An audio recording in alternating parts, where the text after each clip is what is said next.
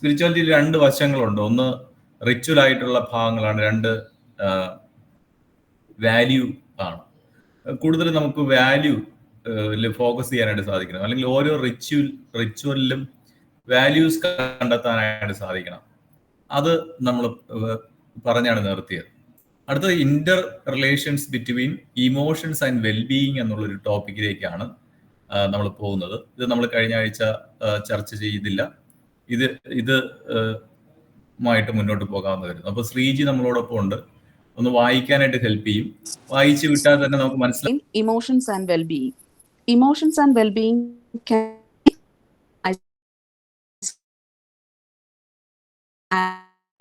can be understood as byproducts of each other.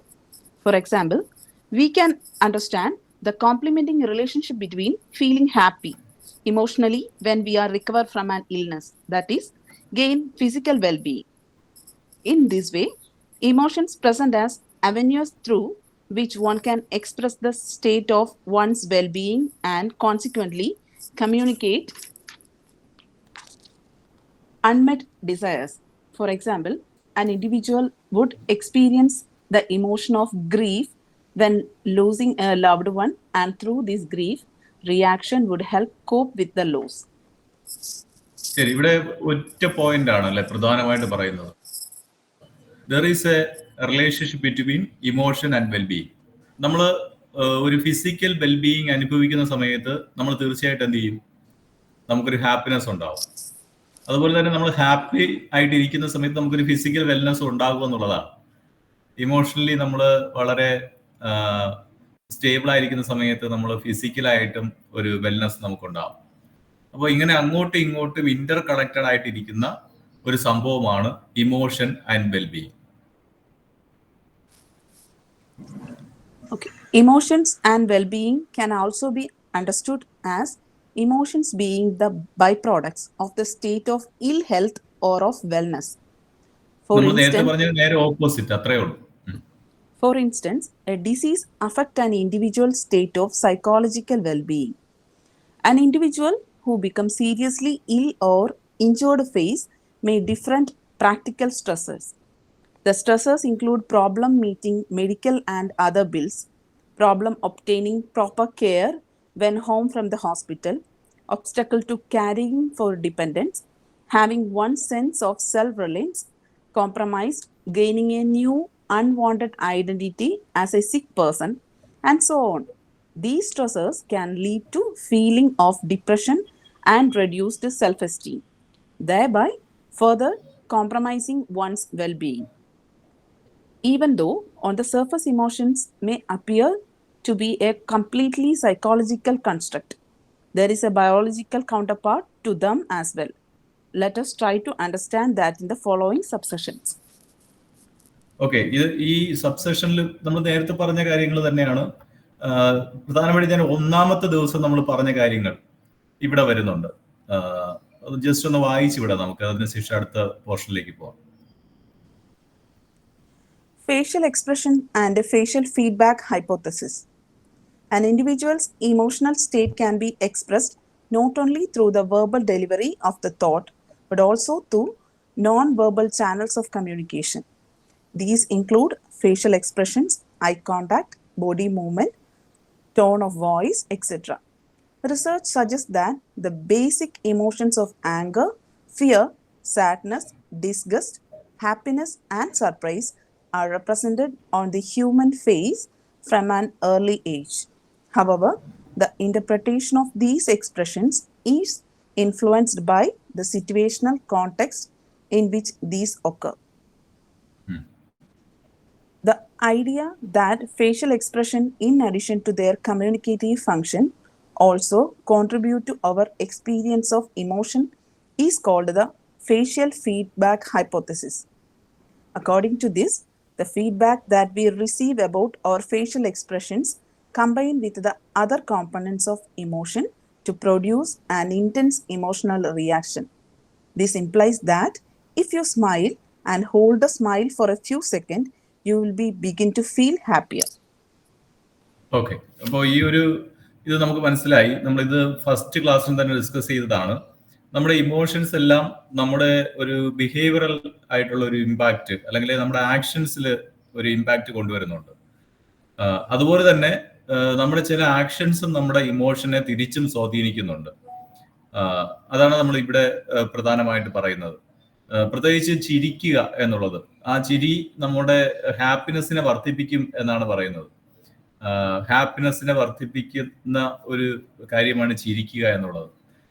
അതുപോലെ തന്നെ നമ്മുടെ മേൽ പറഞ്ഞതുപോലെ നമ്മുടെ ഫിയർ ആയാലും ആങ്കർ ആയാലും സാഡ്നെസ് ആയാലും ഹാപ്പിനെസ് ആയാലും അതിനൊരു ഒരു ഒരു ഫിസിക്കൽ ആയിട്ടുള്ള ഒരു മാനിഫെസ്റ്റേഷൻ ഉണ്ട് എന്ന് നമ്മൾ മനസ്സിലാക്കി. ഇത് നമ്മൾ വിശദമായിട്ട് ഒരിക്കൽ ഡിസ്കസ് ചെയ്തതാണ്. അതുകൊണ്ട് ഞാനിത് വിട്ടുപോകുന്നു. നമുക്ക് റോൾ ഓഫ് നെർവസ് സിസ്റ്റം നോക്കാം. ഷിജോ സാർ ഇത് ജസ്റ്റ് ഒന്ന് ഹൈലൈറ്റ് ചെയ്യണേ. Role of nervous systems in emotions. The autonomic nervous system consists of many nerves leading from the brain and the spinal cord out to the smooth muscles of various organs of the body, to the heart, to the glands, and to the blood vessels, serving both to the exterior and interior of the body. The autonomic nervous system has two parts. The first, the sympathetic nervous system, and active during aroused state and prepares the body for extensive action by increasing the heart rate, rising the blood pressure, rising the blood sugar levels, and rising the levels of certain hormones like epinephrine and norepinephrine in the blood. This part of the nervous system is active during emotions like fear and anger. These changes help the body deal with threatening situations, and therefore the pattern of activity in these emotions is known as the emergence reaction or flight or fright response. The second, the parasympathetic nervous system, tends to be active during calm and relaxed emotional states. This is responsible for conserving the body's store of energy. ഇവിടെ nervous സിസ്റ്റത്തെ വെച്ചിട്ട് പറയുമ്പോൾ നമ്മൾ ആദ്യം പറയുന്നത് രണ്ട് sympathetic nervous സിസ്റ്റവും parasympathetic nervous സിസ്റ്റവും. ഇതില് മിക്കവാറും എല്ലാ എക്സാമ്പിൾക്ക് നമുക്ക് ഈ ഒരു പോയിന്റ് ഉണ്ടാവും. ഏത് സിസ്റ്റമാണ് ഇതിനകത്ത് ഫൈറ്റ് ആൻഡ് ഫ്ലൈറ്റിന് റെഡി ആയിരിക്കുന്നത്, ഏതാണ് നമ്മളെ കാമാക്കുന്നത്. സിമ്പത്തറ്റിക് നെർവസ് സിസ്റ്റം നമ്മളെ എപ്പോഴും ഫൈറ്റ് ആൻഡ് ഫ്ലൈറ്റിന് റെഡിയാക്കുന്നു. നമ്മുടെ ഹോമിയോസ്റ്റാസിസിനെ മുഴുവൻ തകിടം മറിക്കുകയല്ല, അത് എന്ത് ചെയ്യുന്നു, അത് ഫൈറ്റ് ചെയ്യാൻ തയ്യാറെടുക്കുകയാണ് ചെയ്യുന്നത്. അപ്പോൾ നമുക്കൊരു സ്ട്രെസ് ഉണ്ടാവുമ്പോൾ, നമുക്കൊരു സങ്കടങ്ങളൊക്കെ ഉണ്ടാവുമ്പോൾ, നമുക്ക് ഫിയർ ഉണ്ടാവുമ്പോൾ ഒക്കെ എല്ലാത്തിനും അതിനെ ഫൈറ്റ് ചെയ്യാനോ അല്ലെങ്കിൽ ഫ്ലൈറ്റ് ചെയ്യാനോ ഫ്രീസ് ആവാനോ ഒക്കെ തയ്യാറായി നിൽക്കുന്നത് സിമ്പത്തറ്റിക് നെർവസ് സിസ്റ്റമാണ്. ഇത് എന്ത് ചെയ്യുന്നു എന്ന് ചോദിച്ചു കഴിഞ്ഞാൽ നമ്മുടെ ബ്ലഡിലേക്ക് കുറച്ച് ഹോർമോൺസിനെ, എപ്പിനെഫ്രിൻ, നോറെപ്പിനെഫ്രിൻ, പിന്നെ കോർട്ടിസോൾ, ഇങ്ങനെ തുടങ്ങിയ കുറച്ച് നമ്മളുടെ ബ്ലഡിലേക്ക് കുറച്ച് ഹോർമോൺസിനെ ഇറക്കി വിടും.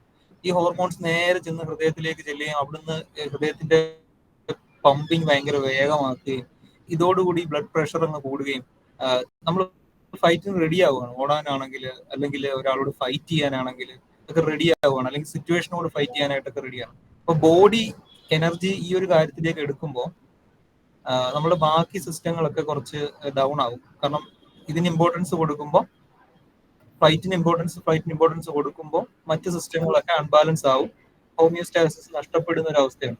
എന്നാൽ ഇതിന് വിപരീതമായിട്ട് പാരാസിമ്പത്തറ്റിക് സിസ്റ്റം എന്നൊരു സിസ്റ്റം പ്രവർത്തിക്കുന്നു. ഇത് നമുക്ക് കാംനെസ്സും ഇമോഷണൽ സ്റ്റേബിൾ റിലാക്സേഷൻ ഇതൊക്കെ തരുന്നതാണ്. ഇത് നമ്മൾ മനസ്സിലാക്കി കഴിഞ്ഞാൽ, നേരത്തെ തൊട്ട് മുമ്പ് പറഞ്ഞൊരു കാര്യമുണ്ട്, നമുക്ക് സങ്കടം വരുന്നുണ്ട്, നമുക്ക് അതൊരു വലിയ ഗ്രിഫ് അല്ല എന്ന് വെച്ചാൽ നമ്മുടെ ഒരു നഷ്ടം, നമ്മൾ ഫ്രണ്ട് നഷ്ടപ്പെട്ടതോ അല്ലെങ്കിൽ നമ്മുടെ അച്ഛനും അമ്മ നഷ്ടപ്പെട്ടതോ അങ്ങനെ ഉൾപ്പെടെയുള്ള അൺറിക്കവർ ആയിട്ടുള്ള കാര്യങ്ങൾക്കല്ല, ഒരു നമുക്ക് സ്വതവേ ഒരു ദുഃഖമൊക്കെ വരികയാണ്. ചിലപ്പോൾ മാർക്ക് കുറഞ്ഞത്, ചിലപ്പോൾ ചെറിയ നഷ്ടങ്ങൾ വന്നത്. പക്ഷെ നമുക്ക് ഇതൊരു ചിരി, ഇങ്ങനെ കുറച്ചു നേരം ഇങ്ങനെ ചിരിച്ചുകൊണ്ട് കുറച്ചു നേരം ചിരിയോടുകൂടി അതിനെ നേരിടാൻ കഴിഞ്ഞു കഴിഞ്ഞാൽ നമുക്കത് കൂടുതൽ വീണ്ടും ആ ഒരു ഉന്മേഷം തരും. അല്ലെങ്കിൽ നമ്മൾ കുറച്ചു നേരം പുഞ്ചിരിച്ച് തുടങ്ങും, നമുക്കതിന്റെ ഒരു എഫക്റ്റ് ഉണ്ടാവും. ഇതുപോലെ പാരാസിമ്പത്തറ്റിക് നെർവസ് സിസ്റ്റത്തിനെ നമുക്ക് കുറച്ചു നേരം കാമായി നമുക്ക് മെഡിറ്റേഷനിലേക്കോ കുറച്ചു നേരം ബ്രീത്തിങ്ങിലേക്കോ കോൺസെൻട്രേറ്റ് ചെയ്ത് കഴിഞ്ഞാൽ പാരാസിമ്പത്തറ്റിക് നെർവസ് സിസ്റ്റത്തെ ആക്ടിവേറ്റ് ചെയ്യിപ്പിക്കാം. അങ്ങനെ ചെയ്യുന്നതോടുകൂടി ഒരു ഇമോഷണൽ സ്റ്റെബിലിറ്റി, റിലാക്സേഷൻ കൊണ്ടുവരാൻ സാധിക്കും. നെർവസ് സിസ്റ്റം റിയലി നമ്മൾ ബാക്കി ഇതിന്റെ സയൻസ്, ന്യൂറോ സിസ്റ്റം വെച്ചിട്ട് ഇതിന്റെ സയൻസ് ഇതിലാണ് നിൽക്കുന്നത്. സിമ്പതറ്റിക് നെർവസ് സിസ്റ്റം എപ്പോഴും റെഡിയായി, നമ്മൾ പറയൊന്നും വേണ്ട, അതിന് റെഡി ആവുകയാണ് തനിയെ. പക്ഷെ പാരാസിമ്പതറ്റിക് നെർവസ് സിസ്റ്റം നമ്മൾ അറിഞ്ഞുകൊണ്ട് ആക്ടിവേറ്റ് ചെയ്യിപ്പിച്ചാൽ നമുക്ക് റിലാക്സ് ആവാനായിട്ട് സാധിക്കും, നമ്മുടെ ബോഡിയിൽ എനർജി കൊണ്ടുവരാൻ സാധിക്കും. Reactions to being in an emotional state. Some reaction that an individual experience could be specific to the emotion being experienced, and some could be more general. However, being an emotional state can, first one, determine what we attend to and learn. We tend to pay more attention to the event that are congruent to our mood and hence learn more about them. One's mood during learning increases the availability of memories that fit that mood, and such memories would be easier to relate a new material that also fits that mood. എന്ത് നമ്മൾ ശ്രദ്ധിക്കണം, എന്ത് ശ്രദ്ധിക്കേണ്ടതെന്ന് തീരുമാനിക്കുന്നത് നമ്മുടെ ഇമോഷനാണ്. നമ്മുടെ mood അല്ലെ, നമ്മുടെ മെമ്മറിയെ, അല്ലെങ്കിൽ നമ്മുടെ എന്ത് മെറ്റീരിയലാണ് നമ്മൾ ശ്രദ്ധിക്കുന്നതെന്നും നമ്മൾ സ്റ്റോർ ചെയ്യുന്നതെന്നും ഒക്കെ വളരെയധികം റിലേറ്റ് ചെയ്തിരിക്കുന്നു. അപ്പോൾ അത് നമുക്കറിയാം, ഇമോഷണൽ ആയിട്ടുള്ള കാര്യങ്ങൾ പെട്ടെന്ന് നമ്മൾ ശ്രദ്ധിക്കും, അതിനെ നമ്മൾ ഓർത്തു വെക്കും. അത്രയും ഇമോഷനുമായിട്ട് ബന്ധപ്പെട്ട് നിൽക്കാത്ത കാര്യങ്ങൾ നമ്മൾ ശ്രദ്ധിക്കാനോ പോകുന്നില്ല. ടീച്ചിങ്ങിൽ നമ്മൾ കഥകൾ കൂടുതൽ ഉപയോഗിക്കുന്നത്, അല്ലെങ്കിൽ ഒരു സ്പീച്ചിൽ കഥകൾ കൂടുതൽ ഉപയോഗിക്കുന്നത് തീർച്ചയായിട്ടും ഒരു ഇമോഷണൽ ആസ്പെക്റ്റ് കൂടെ കൊണ്ടുവരാൻ വേണ്ടിയിട്ടാണ്. തമാശകൾ നമ്മൾ ഉപയോഗിക്കാറുണ്ട്, ഫലിതങ്ങൾ, അത് തീർച്ചയായിട്ടും നമ്മുടെ ഇമോഷണൽ ഒരു ആസ്പെക്ട് കൊണ്ടുവരാൻ വേണ്ടിയിട്ടാണ്. ഇത്തരത്തിലുള്ള കാര്യങ്ങൾ അതിലേക്ക് ജനങ്ങളുടെ ശ്രദ്ധ ആകർഷിക്കും. തീർച്ചയായിട്ടും അതൊരു ആക്ഷനിലേക്ക് അവരെ കൊണ്ടുവരും. അപ്പൊ നമ്മുടെ മൂഡിനനുസരിച്ച് വരുന്ന കണ്ടന്റുകൾ ശ്രദ്ധിക്കാനായിട്ട് നമ്മൾ കൂടുതലായിട്ട് ശ്രമിക്കാറുണ്ട്. Second one, determine what kinds of judgment we make about the world. Our mood can affect our evaluation of other people and our own selves. It can be extended towards judging a friend, our own material possessions, our health, our achievement, and possibility towards a better or worse future. നമ്മുടെ ജഡ്ജ്മെന്റിന്റെ emotion വളരെയധികം സ്വാധീനിക്കുന്നുണ്ട്. നമ്മൾ സാധാരണ പറയാറുള്ള ഒരു കാര്യമുണ്ട്, സന്തോഷത്തിലിരിക്കുമ്പോഴും സങ്കടത്തിലിരിക്കുമ്പോഴും വളരെ നിർണായകമായ തീരുമാനങ്ങളൊന്നും എടുക്കാനായിട്ട് പാടില്ല.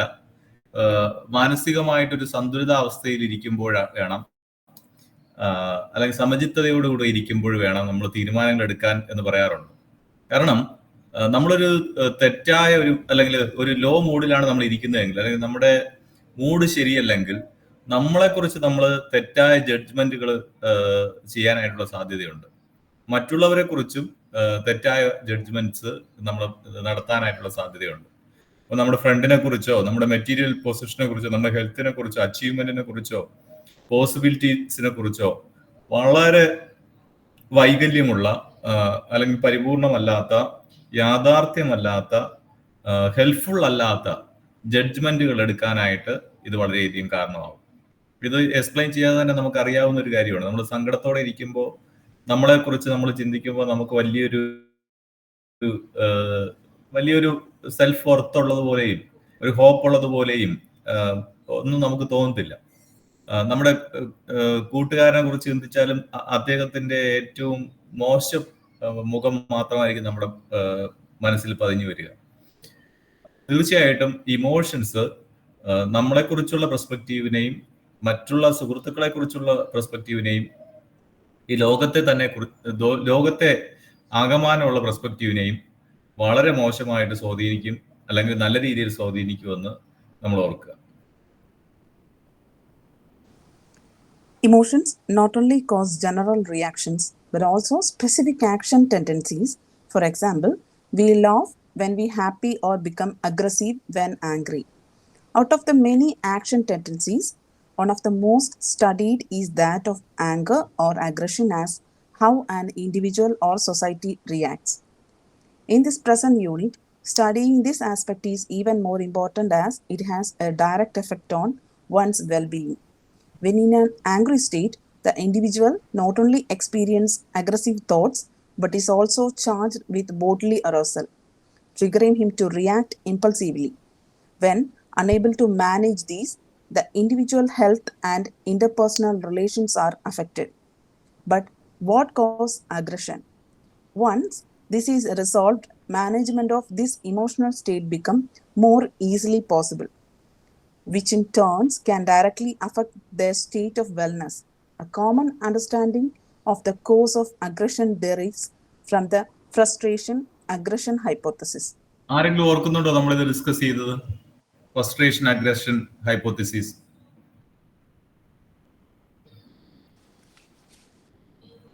അഗ്രഷൻ ഡിസ്കസ് ചെയ്തപ്പോൾ നമ്മൾ വളരെ വിശദമായിട്ട് ചർച്ച ചെയ്ത ഒരു ഹൈപ്പോത്തിസിസ് ആണ് ഫ്രസ്ട്രേഷൻ അഗ്രഷൻ. ഞാനൊരു ഉദാഹരണത്തിലൂടെയൊക്കെ വിവരിക്കുകയുണ്ടായി. ആർക്കെങ്കിലും ഓർമ്മയുണ്ടോ?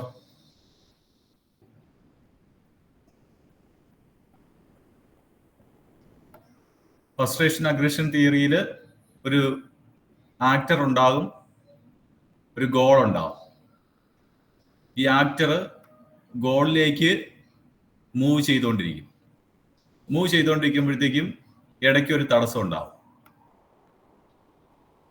ആ തടസ്സം ഫ്രസ്ട്രേഷൻ ഉണ്ടാക്കും. ആ ഫ്രസ്ട്രേഷൻ എന്തിലേക്ക് നയിക്കും? അഗ്രഷനിലേക്ക് നയിക്കും. അപ്പോ ഈ ആക്ടർ എന്ന് പറയുന്ന ഡോഗ് ആണെന്ന് വെച്ചോളൂ, ലക്ഷ്യം എന്ന് പറയുന്ന ഫുഡാണെന്ന് വെച്ചോളൂ, ഈ ഇടയ്ക്ക് കയറി വരുന്ന ഒരു തടസ്സം പൂച്ചയാണെന്ന് വെച്ചോളൂ. അപ്പൊ പട്ടിയുടെ ഗോൾ എങ്ങോട്ടാണ്? ഫുഡിലേക്കാണ്. തടസ്സമായിട്ട് കയറി വരുന്നത് ആരാണ്? പൂച്ച. അപ്പൊ അഗ്രഷൻ ആരുടെ പുറത്തേക്ക് ടാർഗറ്റ് ചെയ്യപ്പെടും? പൂച്ചയുടെ പുറത്തേക്ക്. അപ്പൊ പട്ടിയുടെ ബോഡിലി റിയാക്ഷൻ എന്താണ്? അഗ്രഷനാണ്. അഗ്രഷൻ എങ്ങനെയാ അത് പ്രകടിപ്പിക്കുക? ആക്ഷൻ ടെൻഡൻസി എന്താണ്? ആക്ഷൻ ടെൻഡൻസി എന്താണ്? പൂച്ചയെ ആക്രമിക്കാൻ നോക്കും. ഈ വായ വലിച്ചു കീറിയിട്ട് അല്ലെ ഒരു വല്ലാത്ത ശബ്ദം ഉണ്ടാക്കി, അത് നിങ്ങൾക്ക് ആ ഒരു ഇമേജ് നിങ്ങളുടെ മനസ്സിലോട്ട് വരുന്നുണ്ടല്ലോ, അതാണ് അവിടുത്തെ ആക്ഷൻ ടെൻഡൻസി. വല്ലാത്തൊരു അല്ലെ ശബ്ദം ഉണ്ടാക്കും, വായ എങ്ങനെ പൊളിച്ചു വെക്കും അതിനെ ഭീതിപ്പെടുത്താനായിട്ട്. അപ്പൊ അതാണ് ഇവിടെ പറയുന്നത്. അപ്പൊ എല്ലാവരും മറന്നുപോയി നമ്മുടെ ഫ്രസ്ട്രേഷൻ അഗ്രഷൻ ഹൈപ്പോത്തിസിസ്. ശരി. Which holds that frustration aggression hypothesis, which holds that whenever a person's effort to reach their goal is blocked, an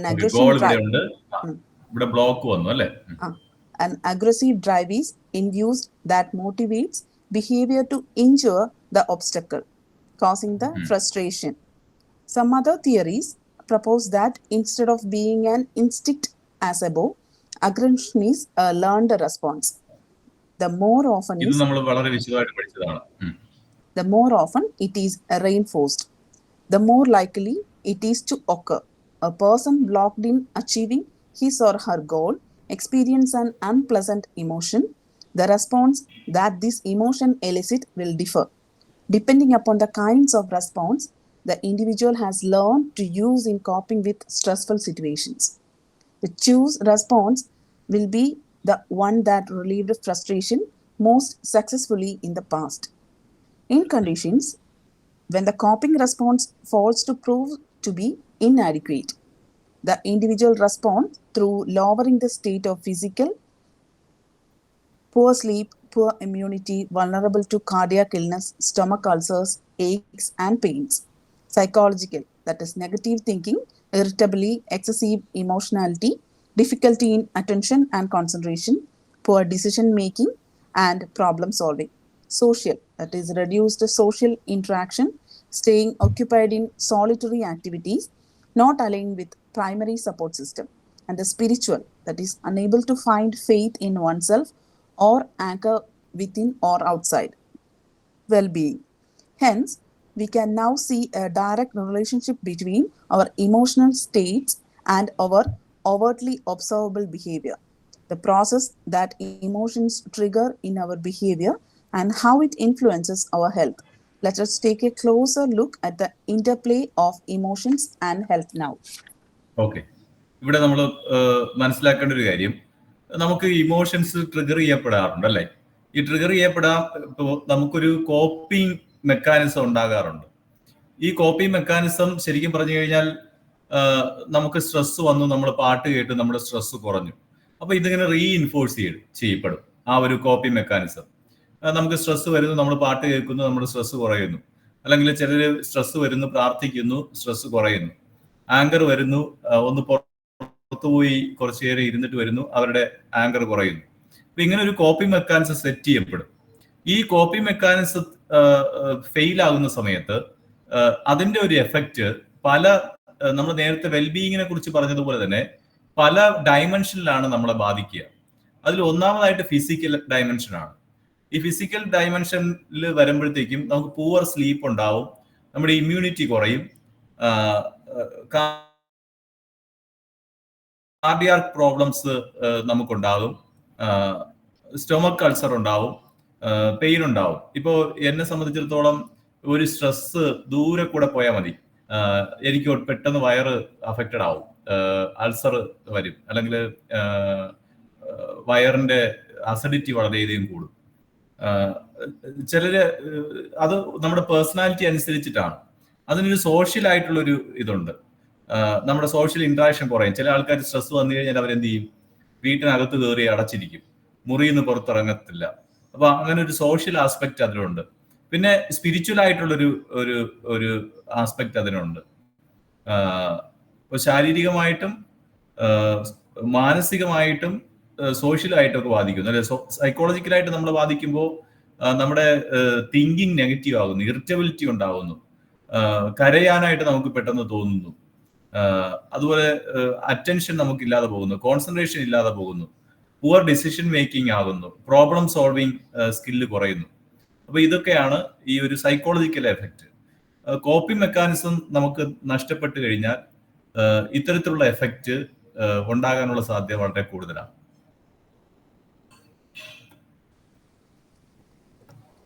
Next one, our body and emotions. Superficially, it may appear that our emotions and bodily process are not interlinked, but in reality, there is a strong relationship between the two. This interaction operates not only at the level of hormonal involvement and arousal, but also comes into play with the various emotional states that enhance or impair well-being. Let us find out now. First one, psychophysiological disorders.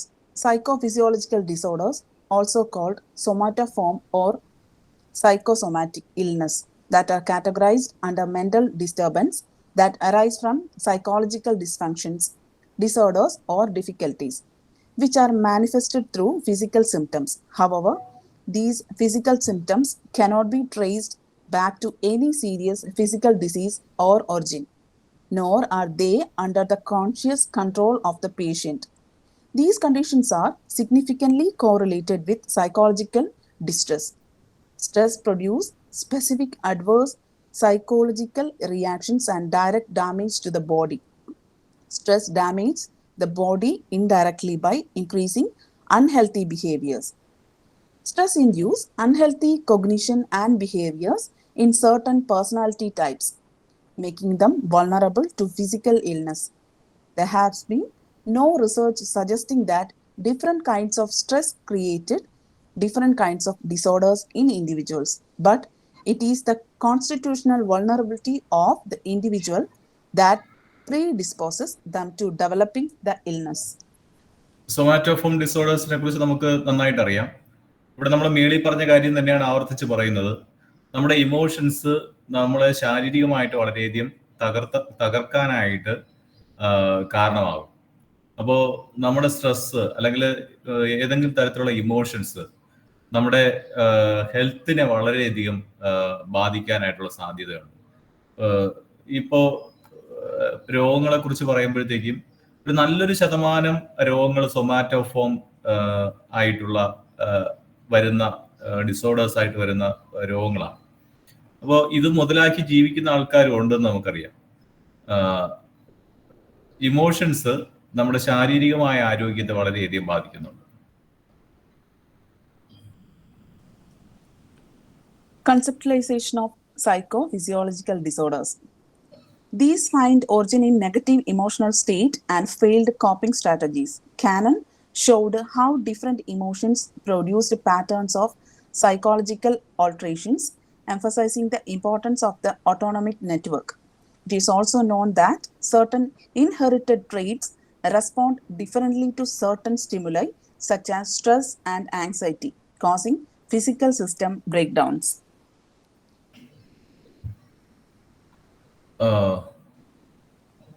എനിക്ക് തോന്നുന്നത് ഓരോ വ്യക്തിയുടെയും personality types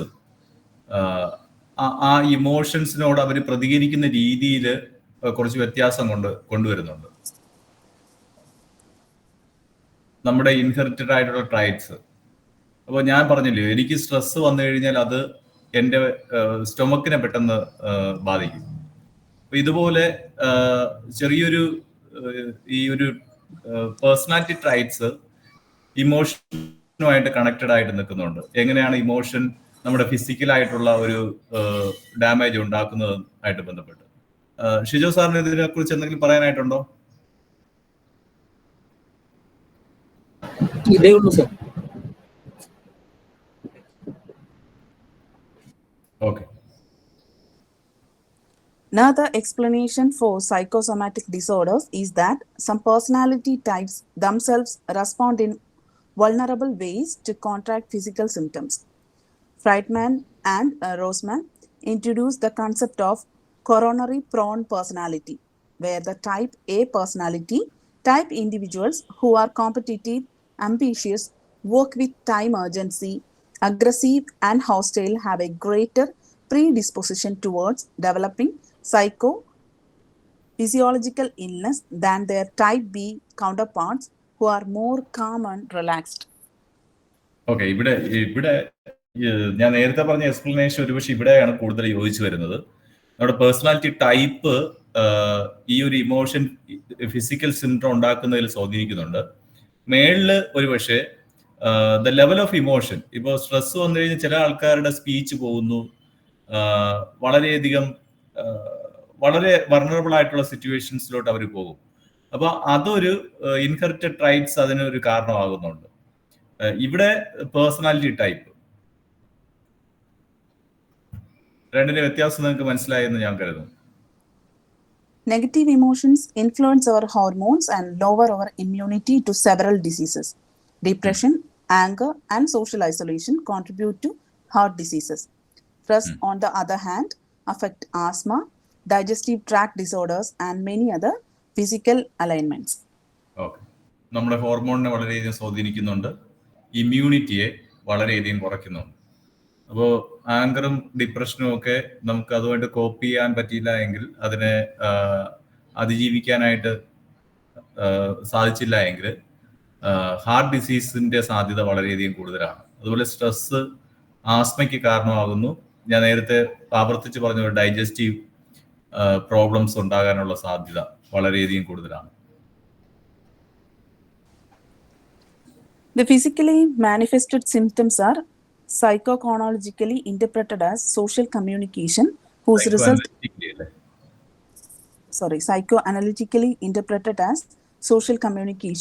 whose result is to avoid obligations. Example, going to school when the child is unable to cope with the studies or adjust with the classmates.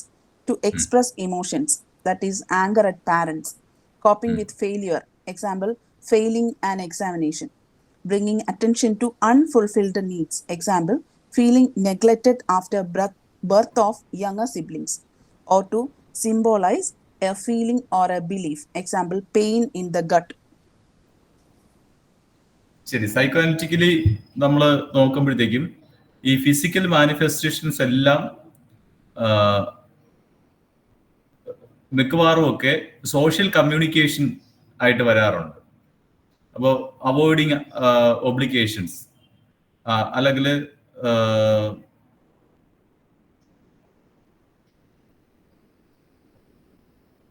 anger at parents, അല്ലെ, failing an examination, failing, neglected after, ഈ ഒരു pain, ഇങ്ങനെയുള്ള ഒരു ഇതില്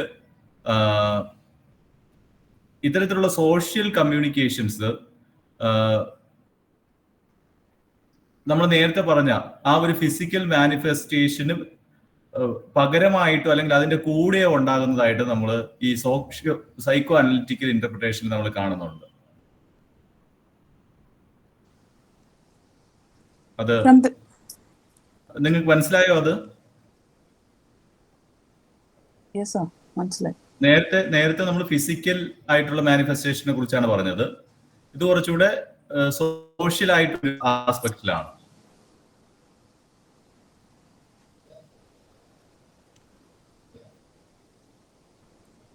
From the behavioral perspective, parental teaching, parental example, and the cultural norms teach some children to somatize more than the others. Some common symptoms are presented in an individual with these disorders are vomiting, difficulty swallowing, pain in arms and legs, abdominal pain, low back pain, shortness of breath without exertion amongst others, pseudo neurological symptoms unrelated to a neurological disorders also present in the form of fainting spells, loss of touch or pain sensation, paralysis, aphonia, deafness, etc. Psychological distress most commonly presenting as depression and anxiety with interpersonal problems are also observed. ശരി. അപ്പോൾ ഈ ഒരു body emotion കണക്ഷനെ കുറിച്ചിട്ടാണ് നമ്മൾ പറഞ്ഞത്. Emotions somatoform disorders ആയിട്ട് manifest ചെയ്യാം. നമ്മുടെ ബോഡിയിൽ വളരെ ഡാമേജിങ് ആയിട്ടുള്ള സൈൻസ് കൊണ്ടുവരാം, അല്ലെങ്കിൽ സിക്നസ് കൊണ്ടുവരാം. നമ്മുടെ ഹോർമോണിനെ അത് ബാധിക്കാം, നമ്മുടെ ഇമ്മ്യൂണിറ്റിയെ ബാധിക്കാം. നമ്മൾ ആദ്യത്തെ പാരഗ്രാഫിൽ പറഞ്ഞത്, ഇപ്പൊ എനിക്ക് സാഡ്നെസ് ഉണ്ട് അല്ലെങ്കിൽ സ്ട്രെസ് ഉണ്ട്, എൻ്റെ ഫിസിക്കലായിട്ടുള്ള ഒരു ആസ്പെക്റ്റിൽ കുറെ ഡാമേജ് അത് കൊണ്ടുവരും. പക്ഷെ ഷിജോ സാറിനും സ്ട്രെസ് ഉണ്ട്, എൻ്റെ ശരീരത്തിൽ കൊണ്ടുവരുന്ന ഒരു ഡാമേജ് ഒരു പക്ഷേ ഷിജോ സാറിന്റെ ശരീരത്തിൽ കൊണ്ടുവരത്തില്ല. അപ്പൊ നമ്മുടെ ഇൻഹെറിറ്റഡ് ആയിട്ടുള്ള ട്രൈറ്റ്സ് വെച്ചിട്ട് അതിലൊരു ചെറിയൊരു വ്യത്യാസമുണ്ട്. രണ്ടാമത് നമ്മൾ പറഞ്ഞത് നമ്മുടെ പേഴ്സണാലിറ്റി ടൈപ്പ്, അത് ഈ ഒരു ബോഡി ഇമോഷൻ ആ ഒരു റിലേഷൻഷിപ്പിനെ അല്ലെങ്കിൽ അതിന്റെ ഒരു എഫക്റ്റിനെ വളരെയധികം സ്വാധീനിക്കുന്ന ഒരു കാര്യമാണ്. പിന്നെ മൂന്നാമത് നമ്മൾ പറഞ്ഞത് നമ്മുടെ ഹോർമോണിനെ അല്ലെങ്കിൽ ഇമ്മ്യൂണിറ്റിയെ ഈ ഒരു ഇമോഷൻ വളരെയധികം ബാധിക്കാനായിട്ടുള്ള സാധ്യതയുണ്ട്. നാലാമത് നമ്മൾ പറഞ്ഞത് ഫിസിയോളജിക്കൽ സിംറ്റം ആയിട്ട് മാത്രമല്ല, സോഷ്യൽ കമ്മ്യൂണിക്കേഷൻ ആയിട്ടും നമ്മുടെ ബോഡിലി റിയാക്ഷനോടൊപ്പം തന്നെ ഈ ഒരു ഇമോഷൻസ് പ്രതിഫലനങ്ങൾ വരുത്തും. അതുപോലെ തന്നെ നമ്മുടെ പാരൻസിന്റെ ടീച്ചിങ്ങും പാരൻസിന്റെ എക്സാമ്പിളും കൾച്ചറൽ നോംസും ഒക്കെ ഈ ഒരു ഇമോഷൻ നമ്മുടെ ശരീരത്തെ ബാധിക്കുന്നത്, സൊമാറ്റൈസ് ചെയ്യുന്നതുമായിട്ട് വളരെയധികം ബന്ധപ്പെട്ടാണ് ഇരിക്കുന്നത്. അപ്പോൾ എൻ്റെയൊക്കെ കുട്ടിക്കാലത്ത് കൂടുതലും സ്കൂൾ ആൻസൈറ്റിയൊക്കെ എക്സ്പ്രസ് ചെയ്യപ്പെട്ടിരുന്നത് വയറുവേദനയിലൂടെയായിരുന്നു. നമ്മൾ സ്കൂളിൽ പോകേണ്ട സമയമാകുമ്പോഴത്തേക്ക് ഒരു വയറുവേദന. അപ്പോൾ ഇവിടെ ഇവർ പറയുന്നത് കൾച്ചറിന്റെ ഒരു ഭാഗമായിട്ടും അല്ലെങ്കിൽ പാരന്റൽ എക്സാമ്പിളിന്റെ ഭാഗമായിട്ടും ഒക്കെ മാറി മാറി വരാം എന്നാണ്. വീണ്ടും ചില ഫിസിക്കൽ ആയിട്ടുള്ള ഡിസീസസിനെ പ്രത്യേകം എടുത്ത് ഇവര് പറയുന്നുണ്ട്. അതിലേക്ക് നമുക്ക് some of the physical conditions associated with psychological distress and emotional disturbance are as follows. First one, heart disease. Psychological factors have been found to have a major role in play in the development of heart disease.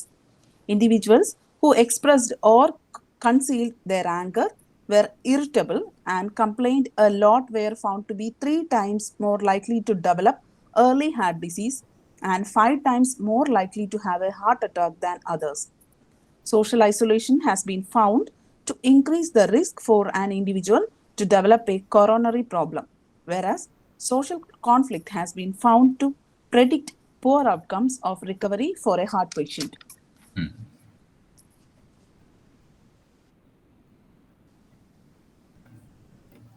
Conversion disorder. An individual suffering from a disorder experiences impairment of ability to walk or move and is unable to use the sense in a normal way without any neurological basis or cause, having an impact on the physiology. Physiological factors such as stress and trauma play a major role in the disorders. Example, ഈ ഒരു കേസിൽ നിന്നാണ് നമ്മുടെ Freud psycho analytical theory തേടി പോകുന്നതും അത് കണ്ടെത്തുന്നതും പിന്നെ അദ്ദേഹം ഡെവലപ്പ് ചെയ്യുന്നതും.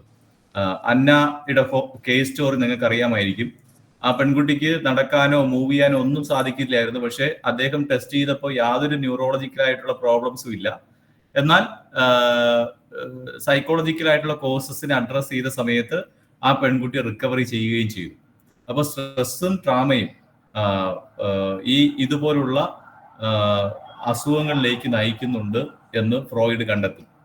ഇപ്പോൾ ഹാർട്ട് ഡിസീസ് ഇതുപോലുള്ള അസുഖങ്ങൾ സ്ട്രെസ് കാരണം ഉണ്ടാകാം. ഇമോഷൻസ് നമ്മുടെ രോഗിയാക്കുന്നതിൽ ഒരു പ്രധാനപ്പെട്ട ഒരു കാര്യം ഘടകമാകുന്നു എന്നുള്ളതിന് വേറെ ഒരു തർക്കമില്ലാത്തൊരു സംഗതിയാണ്. നമ്മുടെ സെൻസേഷനെ എല്ലാം പ്രശ്നത്തിലാക്കാനായിട്ട് ഈ ഇമോഷൻസിന് സാധിക്കും. പെയിൻ ഡിസോർഡേഴ്സിലേക്ക് പോകാം. It is marked by severe pain and become the focus of the patient's concern. Pain disorders cover a range of patients with a variety of alignments, including back problems, chronic headaches, muscle aches, and cramps, arthritis or pelvic pain. The source of pain is considered to be psychological in most of these cases. Pain behavior are reinforced when rewarded and inhibited when punished or ignored. For example, a child complaining of abdominal pain just before going to school on the day of an exam would be intensified or maintained when given attention by others or by permission to miss the exam. സ്കൂളിൽ പോകാൻ സമയമാകുമ്പോഴത്തേക്കും വയറുവേദന, സ്കൂളിൽ പോകണ്ടെന്ന് പറയുന്ന ആ നിമിഷം വയറുവേദന മാറുന്നത് നമ്മൾ കാണും അല്ലെ? നമ്മൾ ഡെയിലി കാണുന്ന ഡേ ടു ഡേ ലൈഫിൽ കാണുന്ന ഒരു സംഭവമാണ്. ഓക്കെ, അടുത്തതിലേക്ക്. Hypochondriasis. It is marked by excessive fear or preoccupation with having a serious illness that persists in spite of medical testing and reassurance. The individual misinterprets body symptoms and functions. Patients' preoccupation results in significant distress to them and impairs their ability to function in their personal, social, and occupational roles. This condition is often correlated with stressful events in one's lifestyle. Some theorists എനിക്ക് തോന്നുന്നു ഇത് നമ്മൾ സ്ഥിരമായിട്ട് കാണുന്ന ഒരു സംഭവം. ഇവരിങ്ങനെ doctor shopping ചെയ്തുകൊണ്ടിരിക്കും, ബ്ലഡ് ടെസ്റ്റ് ചെയ്തുകൊണ്ടിരിക്കും, സ്കാനിങ് ചെയ്തുകൊണ്ടിരിക്കും, വേറെ പ്രോബ്ലം ഒന്നുമില്ല. പക്ഷെ ഈ ബോഡി സിംറ്റംസ് അവർക്ക് അത് അനുഭവപ്പെടുകയും ചെയ്യും. അഞ്ചാമത്തതിലേക്ക് പോവാം. Body dysmorphic disorder. It is another form where the individual become excessively and exaggeratedly preoccupied with the imagined defect in appearance. They perceive themselves as highly ugly despite a normal or nearly normal appearance. This excessive concern in turn significantly influences the individual's feeling and functioning. The individuals may tend to develop these feelings following rejection from social group membership, individual rejection, failure, and poor self-confidence. Often, it is found to be comorbid with depressive disorders. അതെ, depressive disorder വരുമ്പോഴത്തേക്കും ഈ ഒരു body image issues വരാനുള്ള സാധ്യത വളരെ കൂടുതലാണ്. Sixth one, disorders of the gastrointestinal tract. These are intimately intertwined with emotional life, past and present. For example, during depression, there is a lack of appetite, decreased salivation, and intestinal peristalsis, resulting in constipation and weight loss. The next one, peptic ulcer. These are linked to psychological factors such as aggression and stress.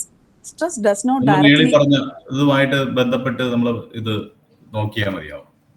വയറിനുണ്ടാകുന്ന പ്രധാനപ്പെട്ട problems ആണ് stress, ഞാൻ എന്റെ ഉദാഹരണം തന്നെ പറഞ്ഞല്ലോ, എനിക്ക് stress അടുത്തുകൂടെ പോകാൻ പാടില്ല, എങ്കിൽ ഉടനെ തന്നെ വയറിനെ അഫക്റ്റ് ചെയ്യും. അപ്പോൾ സ്ട്രെസ്ഫുൾ ആയിട്ടുള്ള എല്ലാ സാഹചര്യങ്ങളിൽ നിന്നും ഞാൻ എന്നെ അകറ്റി സൂക്ഷിക്കാനായിട്ട് പ്രത്യേകം ശ്രദ്ധിക്കാറുണ്ട്.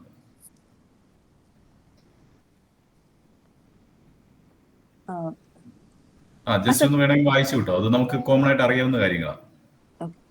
But may serve as the contributing factor by developing one, either by directly influencing acid secretion that destroys the stomach lining or indirectly by engaging the individual in poor lifestyle habits like irregular diet, smoking, and alcohol consumption.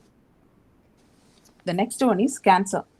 Although there is no direct biological evidence which suggests that stress or a negative emotional state leads to production of cancerous cells, but research indicates that negative emotional state predisposes an individual towards developing illness like cancer, and the tumorous growth is more rapid in the stressed individual than the non-stressed one. Other psychophysiological disorders include asthma, anorexia nervosa, acne, blisters, headaches, hypertension, disturbance in urination and menstruation, etc. Another short form symptom is diarrhea resulting from changes in the usual lifestyle such as marriage, moving into a hostel, etc. Okay, അപ്പോൾ ഇത് പ്രത്യേകിച്ച് പറയേണ്ട കാര്യമില്ല. Emotions നമുക്ക് കോപ്പ് ചെയ്യാനായിട്ട് സാധിച്ചില്ല എങ്കിൽ, control ചെയ്യാനായിട്ട് സാധിച്ചില്ലെങ്കിൽ അത് നമ്മുടെ ശരീരത്തിന് വളരെ ദോഷകരമായിട്ടുള്ള പ്രത്യാഘാതങ്ങൾ കൊണ്ടുവരാനുള്ള സാധ്യതയുണ്ട്. നമ്മൾ അവസാനം പറഞ്ഞൊരു കാര്യം, ഈ പെൺകുട്ടികൾക്ക് പ്രത്യേകിച്ച് വളരെ പെയിൻഫുൾ ആയിട്ടുള്ള പീരീഡ്സ് ഒക്കെ സംഭവിക്കുന്നതിന്റെ പിന്നിലും ഈ ഒരു സ്ട്രെസ്സിന്റെ ഫാക്ടർ, ഇമോഷൻസിന്റെ ഫാക്ടർ വളരെയധികം കൂടുതലാണ് എന്ന് ധാരാളം ആർട്ടിക്കിളുകൾ പറയുന്നുണ്ട്. അപ്പോൾ ശാരീരിക പ്രത്യാഘാതങ്ങൾ ഇത് വരുത്തും. നിങ്ങൾ പ്രത്യേകം ശ്രദ്ധിച്ചിട്ടുണ്ടെങ്കിൽ ഈ ധ്യാനമൊക്കെ കൂടാനായിട്ട് പോയിട്ട് വരുന്ന ആൾക്കാരെ നിങ്ങൾ ശ്രദ്ധിച്ചാൽ മതി. അവർ ധ്യാനമൊക്കെ കൂടി കുറച്ച് പോസിറ്റീവ് ആയിട്ടുള്ളൊരു ഔട്ട്ലുക്ക് ഒക്കെ ലൈഫിനെ കുറിച്ച് ലഭിക്കുമ്പോൾ അവരുടെ സ്ട്രെസ്സൊക്കെ കുറച്ച് കുറയുന്ന സമയത്ത് അവർക്ക് വലിയ രോഗസൗഖ്യമൊക്കെ ഉണ്ടാവും. ചിലർക്ക് ക്യാൻസർ മാറി എന്ന് പറയുന്നവരെ ഞാൻ കണ്ടിട്ടുണ്ട്, അല്ലെങ്കിൽ ഹാർട്ട് ഡിസീസ് കുറഞ്ഞു എന്ന് പറയുന്നവരെ കണ്ടിട്ടുണ്ട്, ആർത്രൈറ്റീസ്, ബോഡി പെയിൻ മാറി എന്ന് പറയുന്നവരെ നമ്മൾ കണ്ടിട്ടുണ്ട്. അപ്പോൾ ഇതിന്റെ പിന്നിൽ ഈ ഒരു സൊമാറ്റോഫോം ഡിസോർഡേഴ്സിന് ഒരു ഈ പറഞ്ഞ കാര്യങ്ങൾക്ക് വളരെയധികം ഒരു സ്വാധീനമുള്ളതായിട്ട് എനിക്ക് തോന്നിയിട്ടുണ്ട്. നിങ്ങൾക്കൊരു പക്ഷേ വ്യത്യസ്തമായിട്ടൊരു അഭിപ്രായം ഉണ്ടാകാം. ഞാൻ ഇതിനെ രണ്ടിനെയും പലപ്പോഴും ഇങ്ങനെ റിലേറ്റ് ചെയ്ത് കാണുന്ന ഒരു വ്യക്തിത്വമാണ്. അപ്പോൾ ഇമോഷൻസ് അതിനെ കോപ്പ് ചെയ്യാനായിട്ട് സാധിച്ചില്ല എങ്കിൽ ശാരീരികമായിട്ട് അത് വളരെ ഡാമേജിങ് ആയിരിക്കും എന്നുള്ളൊരു കാര്യമാണ് ഇന്ന് നമ്മൾ പ്രധാനമായിട്ടും ഡിസ്കസ് ചെയ്തത്. എനിക്ക് തോന്നുന്നു ഇന്നത്തെ ഡിസ്കഷൻ നമുക്ക് ഇവിടെ അവസാനിപ്പിക്കാം. എന്തെങ്കിലും ആർക്കെങ്കിലും പറയാനുണ്ടെങ്കിൽ, കോൺട്രിബ്യൂട്ട് ചെയ്യാനുണ്ടെങ്കിൽ പറയാം. അടുത്ത ഒരു ക്ലാസ്സോട് കൂടെ നമുക്ക് ഈ ഇമോഷൻസ് ആൻഡ് വെൽബീയിങ് എന്നുള്ള സെഷൻ പൂർണ്ണമായിട്ട് തീരും എന്നാണ് തോന്നുന്നത്.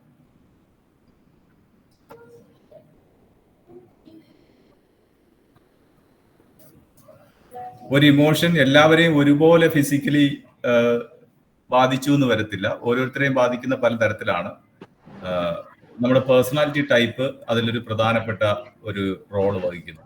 അതെ, personality type, type A, type B എന്ന് പറഞ്ഞൊരു ക്ലാസിഫിക്കേഷൻ. അത് ടൈപ്പ് എ പറയുമ്പോൾ എപ്പോഴും ഇങ്ങനെ എല്ലാത്തിനും റെഡിയായി, നമ്മൾ അദ്ദേഹം പറഞ്ഞത് തന്നെ സീറ്റിന്റെ ഫ്രണ്ടിലേക്ക് ഇരിക്കുന്ന കുറെ ആൾക്കാർ. ടൈപ്പ് ബി എന്ന് പറയുമ്പോൾ സീറ്റിലേക്ക് റിലാക്സ്ഡ് ആയിട്ടിരിക്കുന്ന ആൾക്കാർ. ഇവർക്ക് രണ്ടുപേർക്കും ഉണ്ടാകുന്ന ആ ഒരു വ്യത്യസ്തമായ രോഗങ്ങളുടെ അവസ്ഥ, രോഗം ശരിയാകുന്ന അവസ്ഥ, ഇതൊക്കെ നോക്കിയിട്ടാണ് ടൈപ്പ് എ, ടൈപ്പ് ബി അദ്ദേഹം കൊണ്ടുവരുന്നത്. പിന്നെ ഇതുപോലെ നെഗറ്റീവ് ഇമോഷൻസ് വരുമ്പോൾ ഡിപ്രഷൻസ് ഉണ്ടാവുന്നു. അപ്പൊ ഇത് കാണുമ്പോൾ രണ്ട് കാര്യങ്ങൾ, നമുക്ക് നമ്മുടെ മുമ്പിലേക്ക് വരുന്നവർക്ക് സൈക്കോസൊമാറ്റിക് ആണോ അതോ ഇവരുടെ ആക്ച്വൽ രോഗമാണോ എന്നറിയാൻ വേണ്ടി ഫസ്റ്റ് ഇതൊക്കെ റൂൾ ഔട്ട് ചെയ്യേണ്ടത് ഒരു അത്യാവശ്യമാണ്. ഒരു ഹോസ്പിറ്റലിന്റെ ഒരു സഹായം നമുക്ക് ഈ ഒരു സാഹചര്യത്തിലാണ് ഈ ഒരു ഒരുമിച്ച് പ്രവർത്തിക്കേണ്ടതിന്റെ ആവശ്യകത ഉള്ളത്. പക്ഷെ ഹോസ്പിറ്റലുകൾ തനിയെ ഈ രോഗങ്ങളെ ചികിത്സിക്കുകയും നമ്മുടെ അടുത്ത് വരുമ്പോൾ ചിലപ്പോൾ നമ്മളൊരു തൈറോയ്ഡ് ടെസ്റ്റ് എന്ന് പറഞ്ഞാൽ പോലും അതുപോലും ചെയ്യാൻ തയ്യാറാകാതിരിക്കുകയും ചെയ്യുമ്പോൾ രണ്ടും ഫെയിലാവും. രണ്ട് സിസ്റ്റവും ഫെയിലാവും. ചിലപ്പോൾ ഒരു തൈറോയിഡിന്റെ കുറവ് കൊണ്ടൊക്കെ ആയിരിക്കും ചിലപ്പോൾ ഉള്ള ആ ഒരു ഇപ്പോഴത്തെ ഡിപ്രസീവ് സ്റ്റേറ്റ് ഉണ്ടാകുക എന്നൊക്കെ പറഞ്ഞു കഴിഞ്ഞാൽ. പിന്നെ നമ്മൾ ഈ ഒരു പാനിക് അറ്റാക്ക് അത് ഹേർട്ട് ഡിസീസ് ആണോ എന്ന് നമ്മൾ റൂൾ ഔട്ട് ചെയ്യേണ്ടിയിരിക്കുന്നു. ചിലപ്പോ ഈ ഗാസ്ട്രോ ഇൻഡസ്റ്റൈനൽ എന്ന് പറയുന്നതായാലും അതല്ല നടുവേദന എന്നൊക്കെ പറയുന്നത് അത് കൃത്യമായി നടുവേദന തന്നെയാണോ അതോ സ്ട്രെസ് വരുമ്പോഴുള്ളതാണോ, അങ്ങനെ കൃത്യമായി ഡിഫൈൻ ചെയ്ത് അല്ലെങ്കിൽ അങ്ങോട്ടും ഇങ്ങോട്ടും ഒരു കള്ളൗട്ട് ചെയ്ത് മാറ്റിയെങ്കിലേ, അല്ലെങ്കിൽ റൂൾ ഔട്ട് ചെയ്ത് നമുക്ക് ഏതാണ് ഇതല്ല എന്ന് മാറ്റിയെങ്കിലാണ് അത് കൃത്യമായി അതിനെ അഡ്രസ് ചെയ്യപ്പെടുക. ഓക്കെ, എനിവേ ബോഡിയിൽ കൃത്യമായ റിഫ്ലക്ഷൻസ് ഉണ്ടാവും. നമുക്ക് ഈ മാരേജ് കഴിഞ്ഞ് ചെല്ലുമ്പോഴത്തേക്കും ചിലർക്ക് അഡ്ജസ്റ്റ് ചെയ്യാൻ പറ്റുന്നില്ല വീട്ടില്, അങ്ങനെ പല അഡ്ജസ്റ്റ്മെന്റ് പ്രോബ്ലംസ് ഒക്കെ ഉൾപ്പെടെ ഇതിനകത്ത് വരുന്നതായിട്ട് കാണാറുണ്ട്. ക്യാൻസറിനെ പുഞ്ചിരിയോട് നേരിടുന്നവർ കുറെ കാലം ജീവിക്കുന്നതും, എന്നാൽ ക്യാൻസറിനെ കുറിച്ച് ആദിയോടെ ജീവിക്കുന്നവർ പെട്ടെന്ന് മരിച്ചു പോകുന്നതും കാണാറുണ്ട്. അതെ, ഇവിടെ ഇമോഷൻസ് ക്യാൻസറിലേക്ക് നയിക്കാമെന്നുള്ളതാണ് നമ്മുടെ. അതെ, ഗ്യാസ്ട്രോ ഇൻഡസ്റ്റൈനൽ ട്രാക്ട് എന്ന് പറയുമ്പോഴത്തേക്കും ഈ വിശപ്പില്ലായ്മ, കോൺസ്റ്റിപ്പേഷൻ അത് കൂടുകയും, അതല്ല ഡൈജസ്റ്റീവ് സിസ്റ്റത്തിൽ നിന്ന് ആ HCl ഹൈഡ്രോക്ലോറിക് ആസിഡ് മുകളിലേക്ക് കയറി നെഞ്ചരിച്ചിലുണ്ടാവുകയും ട്രാക്റ്റിന് നമുക്ക് പിന്നീട് ഉണ്ടാകുന്ന ആ ഒരു എരിച്ചിൽ, നെഞ്ചരിച്ചിൽ എന്ന് പറയുന്നത് എപ്പോഴും ഉണ്ടായിക്കൊണ്ടിരിക്കുകയും ചെയ്യുമ്പം, അല്ലെങ്കിൽ ഈ നോസിയ എപ്പോഴും ഉണ്ടായിക്കൊണ്ടിരിക്കുക, ഇതൊക്കെ ഗ്യാസ്ട്രോ ഇൻഡസ്റ്റൈനൽ ഒരുപാട് രോഗങ്ങൾ കൊണ്ടു ചെല്ലുന്നു. അത് മിക്കവാറും അത് നമ്മൾ നോക്കി വരുമ്പോഴത്തേക്കും അതൊരു സൈക്കോസൊമാറ്റിക് ആവാനാണ് സാധ്യത.